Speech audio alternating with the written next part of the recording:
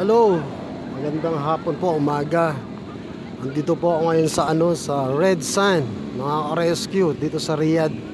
Tignan nyo, dahil holiday, 4 days holiday, 5 days holiday, nagtipon-tipon dito yung mga ibang Pilipino. May mga bus pa nandun Ganyan ang mga pagka mga OFW, OFW na stress, pag bakasyon, ito lang yung mga chance na sila ay lumabas, sila ay mag-unwind, sila ay magpasyal-pasyal, magkita-kita, ang mga dati magtotropa na matagal din nagkikita dito sa Riyadh. Isa sa mga pasyalan dito sa Riyadh, tong Red Sand.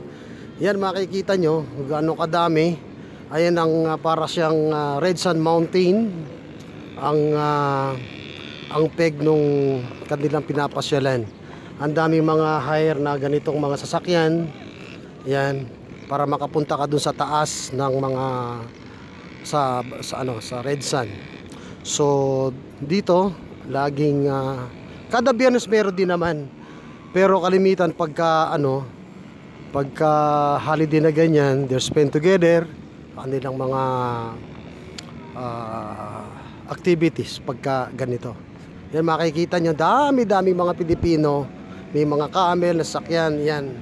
Yan, ano yata ito, 35 or 50 riyals pero per ora ang rent ng kanilang pinarerentahan. Yan, makikita nyo sa dami-dami ng mga sasakyan. Kalimitan dyan, 90% mga Pilipino may sasakyan para